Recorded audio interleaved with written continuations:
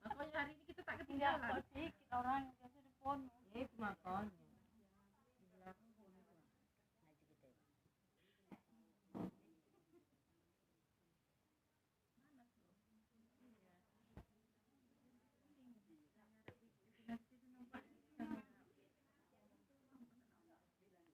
Bismillahirrahmanirrahim.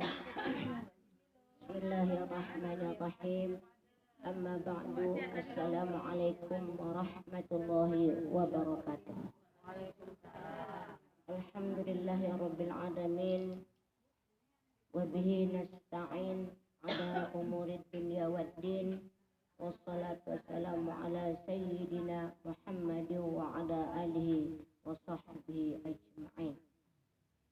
Kita puji Allah Subhanahu wa ta'ala yang banyak melimpahkan rahmat kurnia-Nya kepada kita, yang banyak memberikan nikmat yang tiada bisa kita hitung jumlah dan banyaknya nikmat yang diberikannya kepada kita, sehingga pada sore hari yang berbahagia ini Allah berikan kepada kita nikmat iman, nikmat Islam, nikmat kesehatan, kesempatan dan kemauan, sehingga pada sore hari yang berbahagia ini mudah-mudahan kita dapat melaksanakan ibadah rutin kita sebagaimana biasanya kita laksanakan. Kemudian salawat beriring salam kita sampaikan kepada Nabi kita Habibullah Muhammad Rasulullah sallallahu alaihi wasallam. Allahumma shalli wa sallim alaihi. Dengan datangnya beliau mengemban tugas menyampaikan yang benar kepada kita sehingga sampai pada sore hari ini mudah-mudahan sebagian daripada ajaran-ajaran beliau dari Allah Subhanahu wa taala insyaallah dapat kita laksanakan. Dan kita berharap kepada beliau kiranya nanti tiada satu pertolongan yang dapat menolong kita, tiada satu bantuan yang dapat membantu kita. Kita harapkan adalah syafaat dari Rasulullah sallallahu alaihi wasallam. Allahumma shalli wa sallim alaihi. Amin ya rabbal alamin. Yang kami hormati ibu sahibul bait di rumah yang berbahagia dan yang bertuah ini, dan yang kami hormati orang tua kami, ibu-ibu, saudara-saudariku sekalian, seluruh jemaah majelis taklim yang dimuliakan Allah Subhanahu wa taala. Ibu-ibu, saudara-saudariku sekalian yang kami hormati dan kami muliakan. Sore hari ini topik ceramah kita adalah masalah wasiat. Apa itu yang dikatakan wasiat? Itu adalah amanah. Kenapa kami ambil topik daripada wasiat pada sore hari ini, Ibu? Karena di mana-mana jemaah pengajian saya saat ini yang lari dari hak-hak dan ketentuan Allah tentang masalah wasiat. Nah, ibu-ibu, saudara-saudariku sekalian, kata Rasulullah, ada seseorang,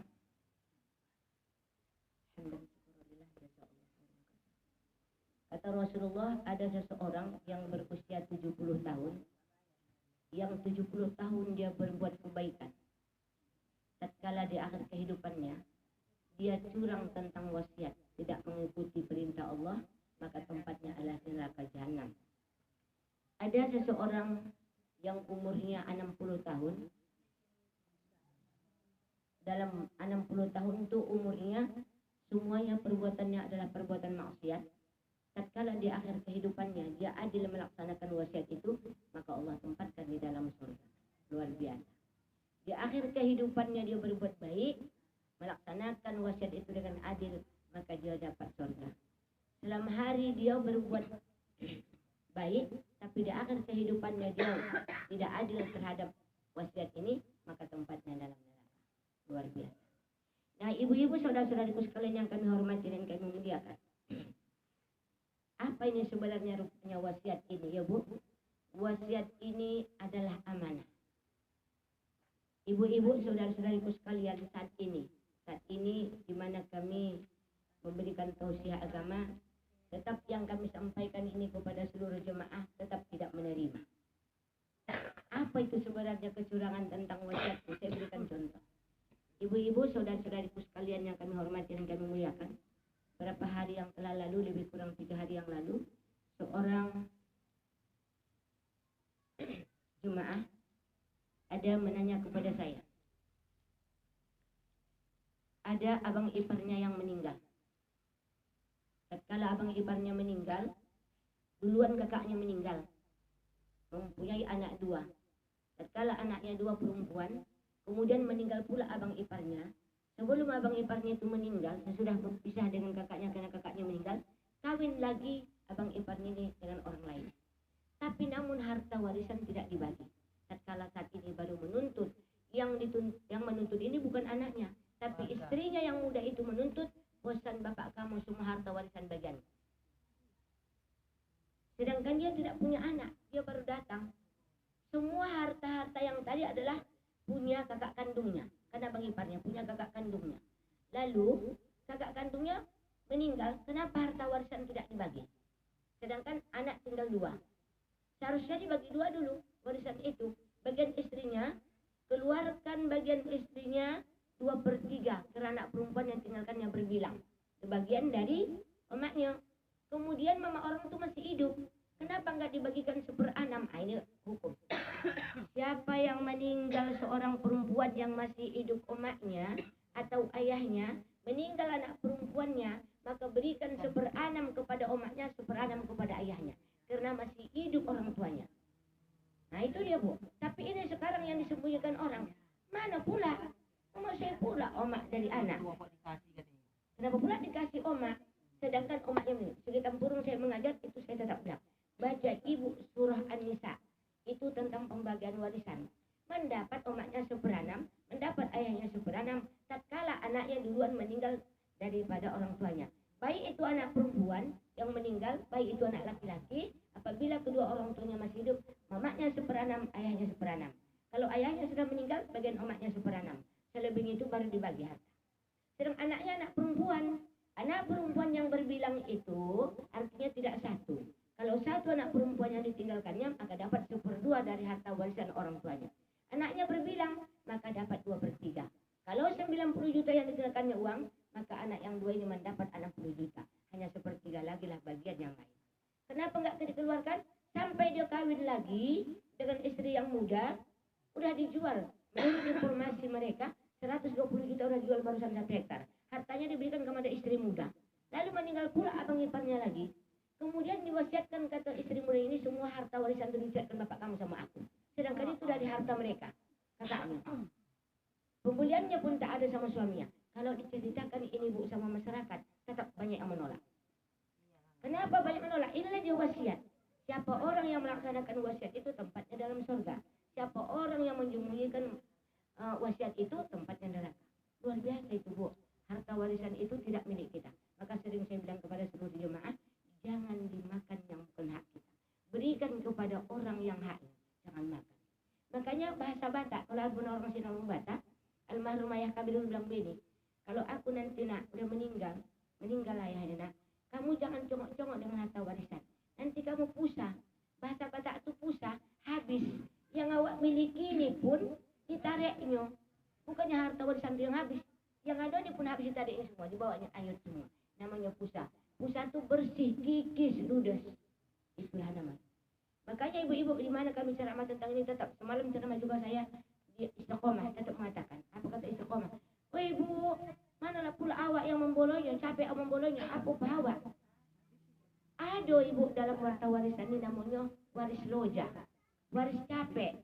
Capek kita membolongnya tapi kita tak berhak menerimanya. Kita tidak termasuk dalam hak-hak warisan. Nah itulah dia. Makanya ibu-ibu saudara-saudara sekalian tentang harta warisan ini jangan main-main. Makanya itulah saya sampaikan tadi ini tentang masalah wasiat. Di mana saya berada, tetap saya sampaikan ini. Malah ada lagi wasiat yang diwasiatkan yang hidup tadi sebelum dia meninggal, itu pun tak ditunaikan. Kenapa? Kok kami bagikan itu buku wasiat itu nanti, apalagi bagi kami? Sedikit kali lah kami bagi-bagi. Kami banyak. Kenapa? Karena kita ini selalu takut rugi. Selalu kita takut tak mendapat. Selalu kita tidak beruntung. Padahal hak kita saja pun yang kita ambil udah banyak untungnya. Tapi kenapa itu? Karena kerakusan kita tentang wasiat. Nah ibu-ibu saudara-saudariku sekalian yang kami hormati dan kami memuliakan. Kata Rasulullah, idraru fil wasiyati minal kabair. Curang dalam wasiat itu adalah dosa besar. Nah itu dia. Curang dalam melaksanakan wasiat itu adalah dosa besar. Setiap dosa besar itu yang tidak kita taubati adalah neraka. Ya Bu? Dosa besar itu kalau tidak kita taubati adalah tempatnya neraka. Ada lagi kejadian. Ini orang Sugih Payah. Kalau ibu dulu ada ingat tukang jahit Saroha namanya. Istrinya itu keponakan umi kami, anak abang sualinya. Begitu juga naik turun di kantor pengadilan, saya bilang, jangan lagi kamu tuntut itu. Kamu sudah 2/3 bagian kamu, anak perempuan. Itu kasihkan haknya kepada ahli waris. Tak mau. Ah tidaklah katanya, begitu banyak sudah ahli waris, orang ahli waris kami kayu-kayu. Ngapain lagi diambil hak kami? Bukan hak kalian. Kaya atau miskinnya ahli waris itu berikan kepada dia.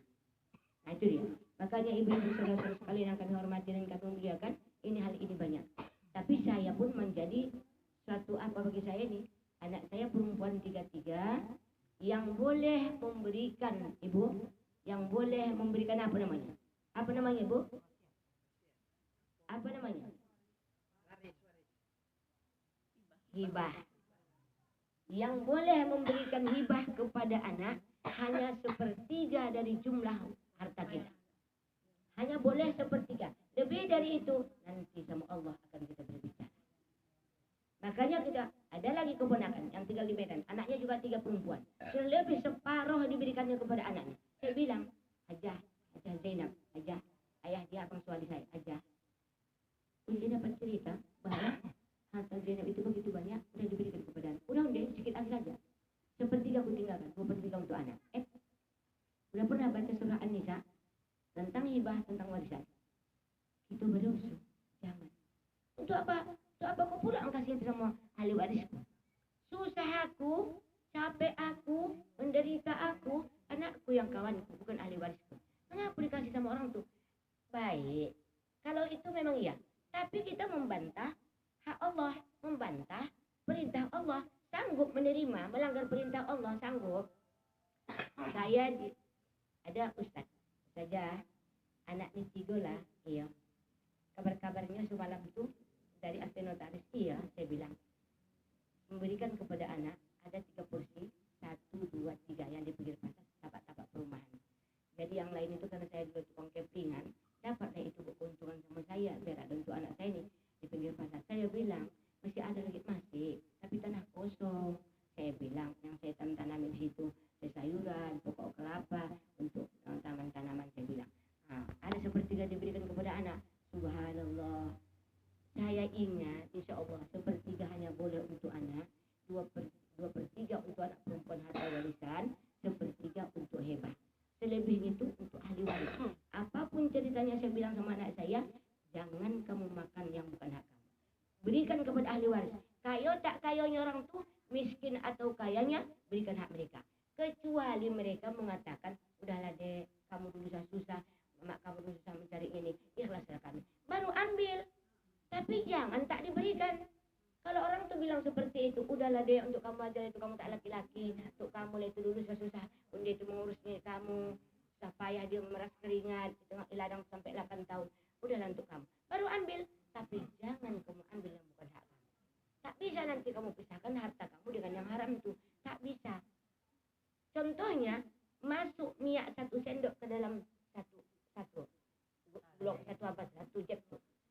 Digorengkan tak bisa, diminum tak bisa, rusak semua, itu riba. Apapun cerita, tak bisa. Tetap ahli waris ada haknya di situ. Jangan makan yang bukan hak kita. Itu saya bilang sama anak-anak, saya bilang kalau sakit saya buku sama semalam itu 3 hari. Kalau sampai ajal sama Umi, ingat kamu pesan Umi ya, itu sudah tertulis wasiat. Apa wasiat Umi? Jangan ambil kamu yang bukan hak. Tolong anak perempuan yang berbilang bagiannya 2/3. Ingat, 2/3. Semuanya harta tuh 3/3. 3/3 itu sama dengan 1. 2/3 untuk anak perempuan yang berbilang, lebih dari 1. 1/3 lagi untuk penanam. Habis dari penanam itu semua, berapa yang tinggal berikan kepada ahli waris, untuk asobah. Jangan ambil. 100 perak pun jangan ambil. Sisa dari penanam kita, kalau yang bersedekah, malam pertama, malam kedua, malam ketiga, bersedekah malam keempat, atau malam ke-7, habis itu berikan kepada ahli waris. Ini hak kamu bang, ini kamu punya. Kenapa? Nah, karenanya tak kami punya itu, karena kami punya sudah habis, sudah 2/3 bagian kami, kita bagi 3 ini. 1/3 untuk ahli waris, 2/3 untuk kamu. 1/3 itu bukan semuanya untuk ahli waris, lebih dari penanam. Lebih dari penanam kita baru berikan kepada ahli waris. Jangan makan kamu 100 perak pun jangan kamu ambil. Tak bisa kamu pertanggungjawabkan itu nanti karena itu hak mereka. Ya kalau mereka ikhlas, kau tak ikhlas? Nah, itulah yang makanya sekarang ibu-ibu saudara-saudara sekalian sulit menyampaikannya kepada masyarakat. Banyak masyarakat tak menerima. Alasan mereka apa le bu? Dulu tak ikutnya ahli waris itu menolong atau susah. Susah awak tadi tengok orang tuh tak pernah belum untuk kasih gulu bina masa perempat sama awak. Sekarang udah banyak harta tuh ada loh orang tuh. Tak bisa. Bukan ke sana. Itu tak bisa kita akali, tak bisa dengan logika yang menjawab. Tapi yang menjawab adalah Allah Ta'ala. Hukum Allah. Makanya ibu-ibu saat ini ibu banyaklah kita melanggar hukum Allah.